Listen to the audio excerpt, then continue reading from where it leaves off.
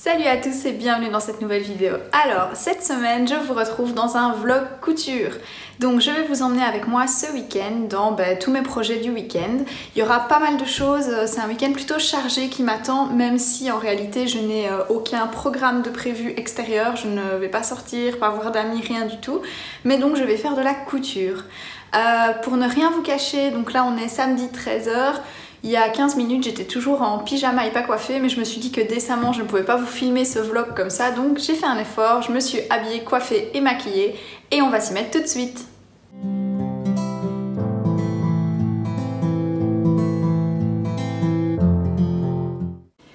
Aujourd'hui, je porte une robe que je n'ai pas cousue, vous voyez, c'est une robe assez ample, c'est un peu une robe chemise comme ça, avec des longues manches.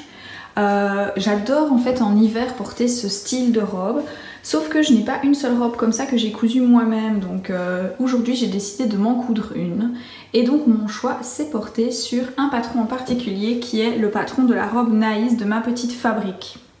Donc voilà à quoi ressemble le patron. Donc c'est un patron qui a été fait en collaboration entre Ma Petite Fabrique et Émilie Couture, et voilà les différentes versions qu'elle propose. Donc déjà il y a une version soit longue soit courte, soit cintrée comme vous le voyez ici, soit version large.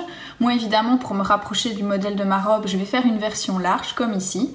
J'ai choisi de faire les manches longues. Je pense que je ne vais pas poser la poche ici, j'ai envie d'un haut assez sobre. Je vais faire un col chemisier classique. Et alors par contre, je ne vais pas faire la patte de boutonnage entière, même si c'est ce qui est sur ma robe actuelle. Je vais faire en fait ce modèle-ci sans la poche. Donc hier soir dans mon lit, j'ai découpé et assemblé mon PDF. Je vous ai passé ce petit moment assemblage de patron parce qu'il n'apportait pas grand chose.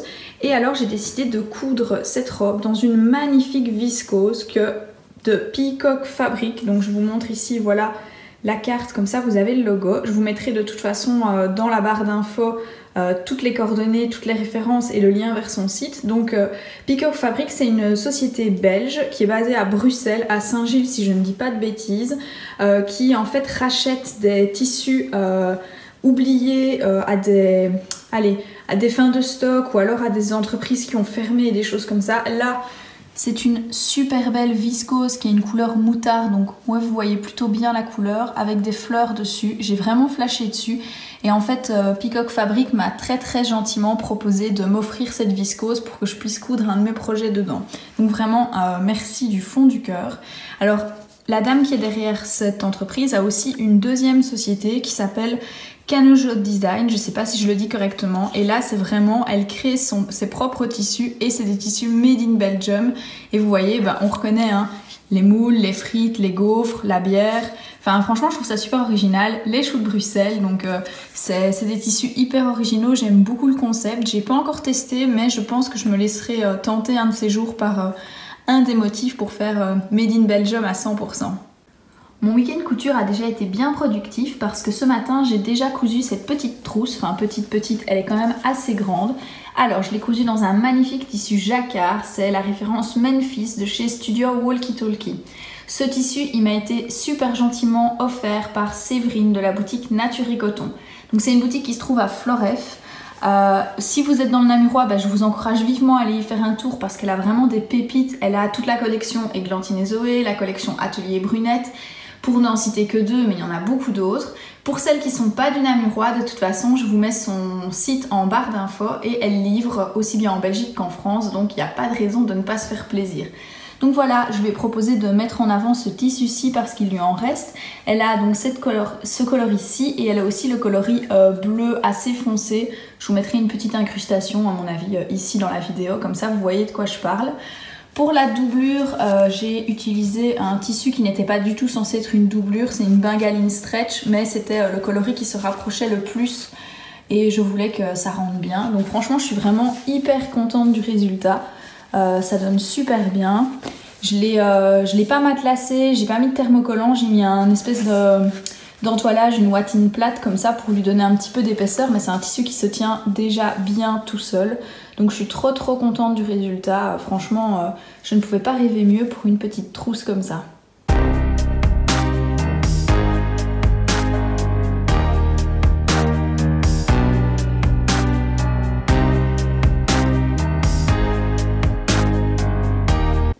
je vous montre un peu ma petite astuce pour gagner de la place quand je découpe mon tissu. En fait ici, donc ça c'est la pièce de la jupe qui doit donc se couper 2 fois au pli, une fois pour l'avant, une fois pour l'arrière. Et donc au départ, ce que j'avais fait, c'était plier mon tissu en 2 sur la laisse, donc ce côté-ci, ici, revenait jusqu'ici. Et j'avais placé ma pièce de tissu, sauf que ça me faisait de chaque côté une bande de plus ou moins cette taille-ci de chute, on va dire, sur le côté.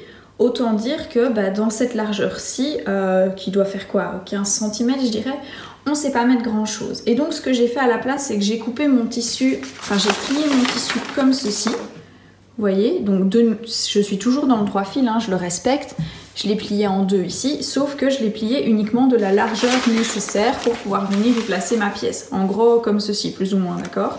Ça veut donc dire que la bande qui me reste de large, elle est quand même vachement plus large ici. Et regardez ce que je peux y mettre.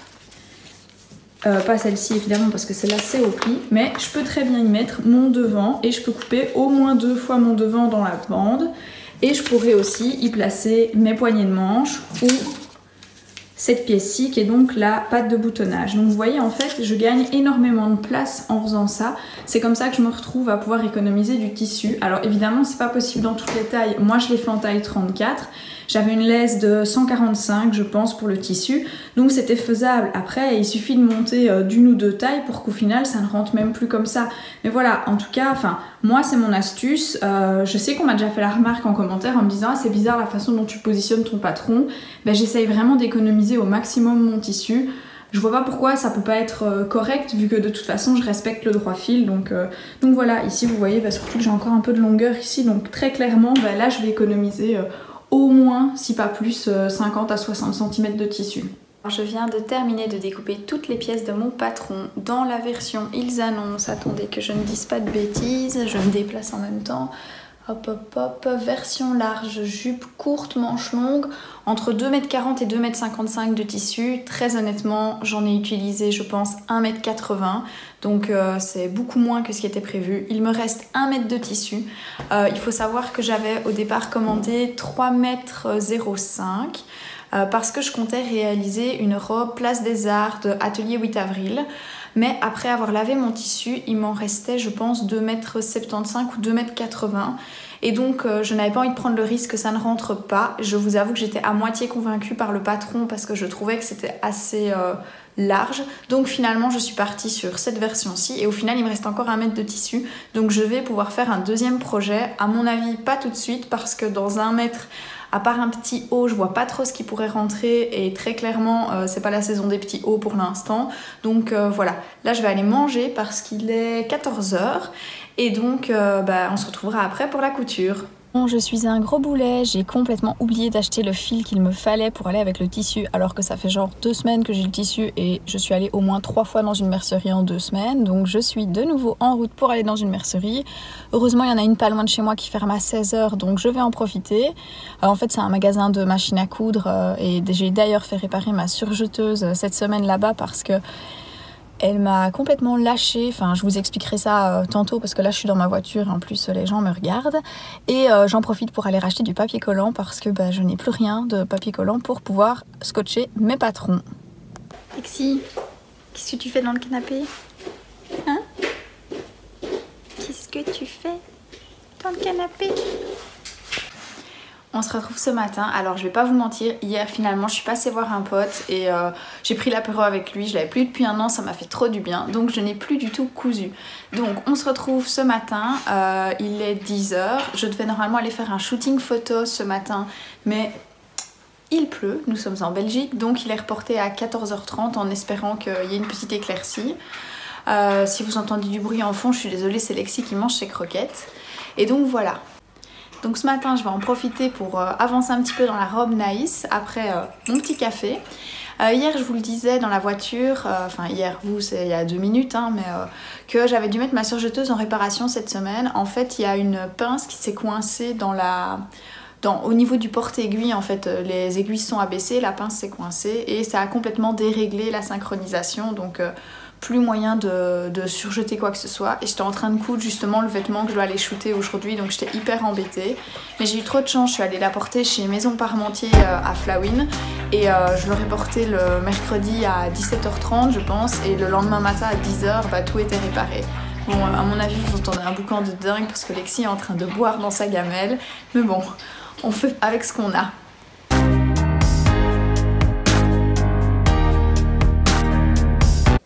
Alors, je découvre un peu le livret d'explications et j'adore parce qu'il y a toute une partie technique au début, donc franchement pour les débutantes c'est pas mal au niveau des explications. Et en plus, ce que je n'avais pas remarqué en découpant mon tissu, mais en fait ils ont prévu des coutures anglaises, donc même si ma jolie surjeteuse est revenue dans mon atelier, franchement les coutures anglaises ça fait toujours des finitions parfaites, donc c'est super cool de voir un patron qui le propose parce que je comprends pas, c'est pas plus difficile à coudre, ça prend un petit peu plus de temps et encore on gagne du temps au niveau du surfilage et pourtant ça fait des finitions vraiment parfaites et au moins ça nous évite de devoir utiliser la surjeteuse, donc pour celles qui n'ont pas de surjeteuse c'est vraiment super pratique. Alors j'ai réalisé les 2 pattes de boutonnage comme ceci. J'ai assemblé les épaules grâce à des coutures anglaises, donc vous voyez ici l'intérieur est vraiment super propre.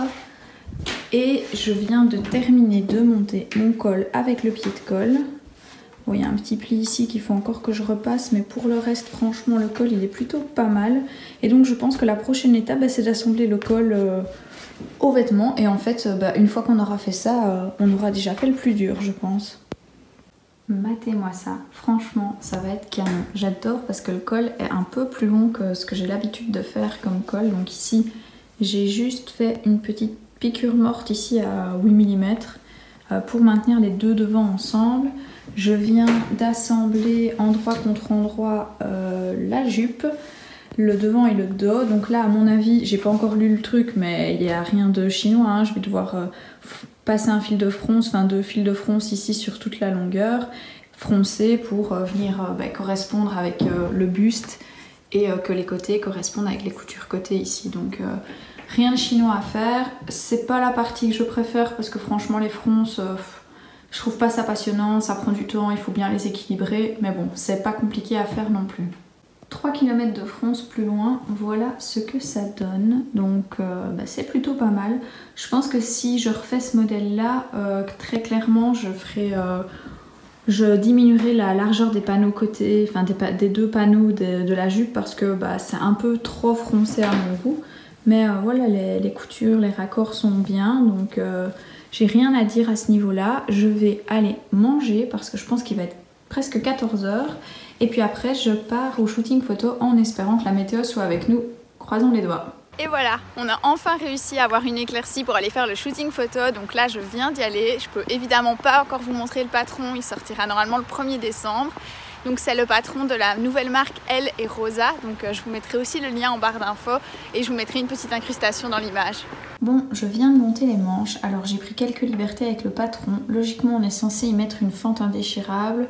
Mais très honnêtement, j'en voyais pas spécialement l'intérêt parce que j'ai testé, je sais passer mon poignet quand les manches sont cousues comme ça ensemble. J'ai un petit peu galéré pour ne rien vous cacher parce que j'ai fait ma blonde, donc il faut faire des coutures anglaises pour coudre les manches. Et en réalité, il y en a une, je l'ai bien mise envers contre envers pour coudre ma couture anglaise, et l'autre je l'ai mise endroit contre endroit. Donc j'ai dû tout découdre, recommencer. Après ça, j'ai dû passer un fil de fronce et puis j'ai oublié de retirer le réglage du fil de fronce. Donc pour coudre mes poignées de manche, ça a été un petit peu galère parce que déjà j'ai dû recommencer vu que j'avais pas mis la bonne longueur de point ni la bonne tension. Et en plus de ça, je sais pas si vous voyez ici, mais c'est hyper large. Et donc pour venir recoudre tout ça ici autour, j'ai vraiment galéré. Donc en fait je l'ai cousu en repliant ça presque en 2 comme ça pour pouvoir coudre. Enfin c'était un peu galère, mais avec de la patience, on s'en sort. Donc là, il me reste à monter les manches sur les emmanchures. Il me reste l'ourlet du bas et puis il me restera les boutonnières. Honnêtement, je ne sais pas encore ce que je vais mettre comme bouton et je ne sais pas si j'aurai le courage de le faire aujourd'hui. Mais j'ai très envie de la porter demain au boulot. Donc en fait, je pense que je ne vais pas avoir le choix que de la finir. Et voilà, elle est, on peut dire, finie. Il ne me reste plus que les boutonnières à faire ici. J'aime beaucoup les manches, franchement je les trouve très cool. J'avais peur qu'elles soient un peu trop froncées, mais en fait c'est nickel. Et au-dessus, la tête de manche, il faut légèrement la froncer, mais c'est vraiment très léger. J'adore le col, je l'ai passé, elle est nickel, c'était vraiment la longueur que je voulais. Alors autant en été, je serais pas très à l'aise avec cette longueur là parce que en fait concrètement ça m'arrive un peu au-dessus du genou. Et j'aime pas mettre des jupes trop courtes, surtout pour aller bosser en été. Mais là, avec des bas collants, ça va nickel.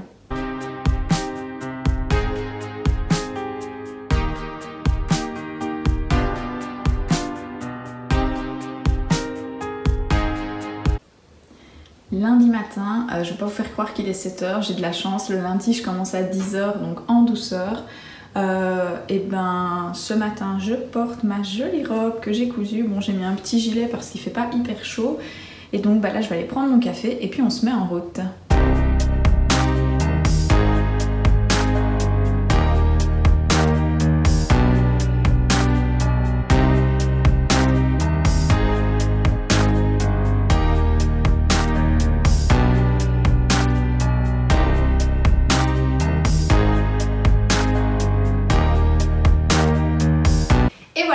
S'achève cette vidéo, vous venez de voir quelques images de la robe portée. Je l'ai portée toute la journée au boulot, franchement j'en suis super ravie. La viscose est d'une qualité de dingue, elle ne se froisse pas trop parce que je me suis pas mal assise, relevée, etc. Et au final franchement il n'y a pas eu de souci. Je l'adore, il n'y a pas d'autre mot, je suis hyper fan, c'est fleuri, vous me connaissez, j'adore. Mais j'avais pas encore de robe dans ces tons-ci un peu moutarde, donc c'est trop cool. Alors, je vous rappelle la marque de tissu, donc c'est la marque Peacock Fabrics, qui est donc une société bruxelloise, donc en Belgique. Les tissus ont l'air d'une qualité de dingue. Quand elle m'a proposé de choisir un tissu, j'ai très fortement hésité avec... il y avait deux coupons de laine qui me plaisaient bien, il y en avait un qui était bleu et un qui était rouge. Donc je ne dis pas que je ne repasserai pas une commande très bientôt. En tout cas, je remercie vraiment énormément cette marque de m'avoir fait confiance et de m'avoir permis de coudre cette magnifique robe. Au niveau du modèle de la robe, pareil, je vous le rappelle, c'est la robe Naïs de Ma Petite Fabrique en collaboration avec Émilie Couture. Donc il y a plein de versions différentes. Moi j'ai fait cette version-ci sans la petite poche devant. Ce que j'ai vraiment beaucoup aimé dans ce patron, c'est que les finitions sont très soignées vu qu'on nous propose des coutures anglaises pour quasiment la totalité. En fait, j'ai utilisé ma surjeteuse pour deux endroits, c'est-à-dire la couture ici qui assemble le haut et la jupe et la couture des emmanchures. On pourrait très bien se passer de surjeteuse sur ce modèle aussi en posant un billet de finition à l'intérieur. Moi je vous avoue, j'ai une surjeteuse, autant m'en servir. Et donc voilà, franchement je suis trop contente. Alors, la semaine prochaine, je vous retrouverai dans une vidéo un petit peu blabla parce qu'en fait j'en profiterai pour répondre à toutes les questions que vous me posez en commentaire ou en message sur Instagram. Donc si vous avez des questions à me poser ou vous avez envie d'en savoir plus sur moi de manière générale ou sur mon rapport à la couture, n'hésitez pas soit à m'envoyer un message sur Instagram, soit à me les poser en commentaire ici. Je voulais encore vous remercier d'être plus nombreux chaque semaine à me suivre sur les réseaux. Franchement, ça me fait super plaisir. Et alors la semaine d'après, je vous le dis aussi, ce sera une vidéo où je vous présente, ce sera un haul en fait, parce que j'ai gagné un concours sur Instagram avec un réel et j'ai gagné beaucoup de lots, de tissus et de patrons. Donc je vous présenterai tout ça en vidéo. D'ici là, je vous souhaite une super bonne semaine. Il y a Poulette qui vient d'arriver. Hop, tu dis bonjour? Elle aime pas, hein. D'ici là, je vous souhaite une super bonne semaine et je vous dis à la semaine prochaine. Salut!